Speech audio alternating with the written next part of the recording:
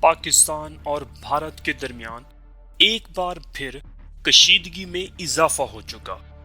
نریندر مودی کی حکومت نے پہلگام حملے کا الزام پاکستان پر عائد کیا ہے، نیز دہائیوں سے جاری سنتاس معاہدہ معطل کرنے کی دھمکی دی ہے۔ سوال یہ ہے کہ اس حملے کے پیچھے پاکستان کو مورد الزام کیوں ٹھہرایا گیا، اس کے نتائج کیا ہوں گے اور پاکستان اپنی دفاعی صلاحیتوں پر کتنا پر اعتماد ہے۔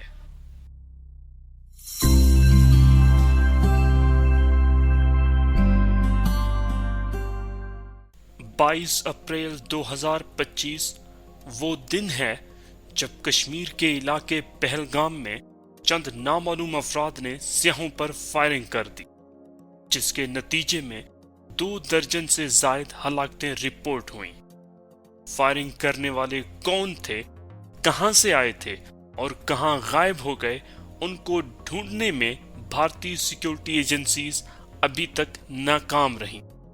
تاہم اس ناکامی کو چھپانے کے لیے نریندر مودی کے وزراء نے بغیر کسی ثبوت کے الزام پاکستان پر لگا دیا، اور ساتھ ہی سنتاس معاہدہ جو پاکستان اور بھارت کے درمیان پانی کی منصفانہ تقسیم کا دہائیوں پر محیط معاہدہ ہے، اس کو ختم کرنے کی دھمکی دی۔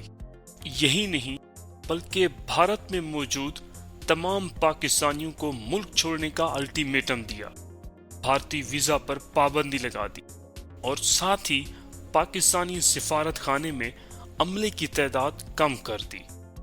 جواباً پاکستان نے بھی یہ سب اقدامات اٹھائے۔ بھارتی حکومت نے بغیر ثبوت کے الزام پاکستان پر کیوں لگایا؟ در حقیقت نریندر مودی اپنی ناقص اور غیر منصفانہ پالیسیوں کی وجہ سے بھارتی عوام میں اپنی مقبولیت کھو رہے ہیں۔ ان کی ہندو قوم پرست جماعت بی جے پی نے بھارت میں مسلمانوں اور دیگر اقلیتوں کا جینا دشوار کر دیا ہے۔ یہی وجہ ہے کہ عام انتخابات 2024 میں بدترین کارکردگی کا مظاہرہ کیا اور حکومت بنانے کے لیے اتحادیوں پہ انحصار کیا۔ ایسے میں نریندر مودی کو اپنی ساکھ بحال کرنے کے لیے پاکستان پر الزام عائد کرنے اور اس پہ حملہ کرنے کے علاوہ اور کوئی آپشن نظر نہیں آتا۔ نریندر مودی حکومت نے 2019 میں پلوامہ اٹیک کے بعد ایک ایسا ہی ایڈونچر کرنے کی کوشش کی، مگر پاکستانی ایئر فورس نے صبح سویرے آنے والے ایک بن بلائے مہمان بھارتی پائلٹ آفیسر کو خوش آمدید کہا، اس کی خوب آؤ بھگت کی اور چائے بھی پلائی گئی، مگر بدقسمتی سے مہمان جہاز تباہ ہو گیا۔ اللہ بھلا کرے اس وقت کے وزیر اعظم عمران خان کا، جس نے امن کو برقرار رکھنے کے لیے فی الفور پائلٹ کو بھارت کے حوالے کر دیا۔ سوال یہ ہے کہ اگر پہلگام حملے میں پاکستان ملوث نہیں تو پھر کون ہے؟ بھارتی حکومت نے دہائیوں سے کشمیری عوام سے حق خود ارادیت چھین رکھا ہے۔ اکثریت کو اقلیت میں بدلنے کی کوششیں ہو رہی ہیں، کشمیری عوام کے حقوق سلب کر رکھے ہیں۔ بھارتی فوج کے کشمیری خواتین کے ساتھ زیادتیوں کی خبریں ریکارڈ پر ہیں، ہزاروں نوجوانوں کو جیلوں میں بند کیا جا رہا ہے۔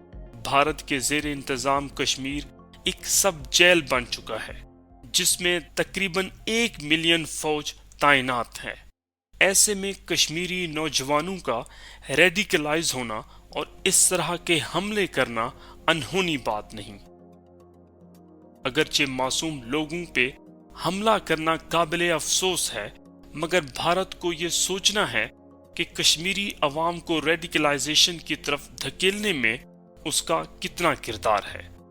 اگرچہ پاکستان نے بھارت کی طرف سے لگائے جانے والے تمام الزامات کو رد کیا ہے، مگر پاکستان مقبوضہ کشمیر کو کس نظر سے دیکھتا ہے اور پاکستان آرمی کا کیا موقف ہے؟ our stance, government stance on Kashmir is absolutely clear. It was our jugular vein. It is our jugular vein. We will not forget it. And we will not leave our Kashmiri brethren in their heroic struggle, what they are waging against the Indian occupation.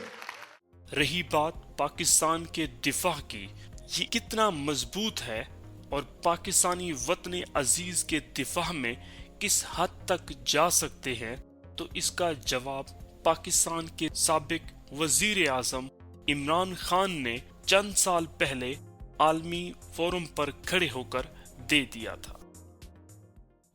Mr. President, if a convention war starts, and anything could happen, but supposing a country 7 times smaller than its neighbor is faced with the choice, either you surrender or you fight for your freedom till death, what will we do?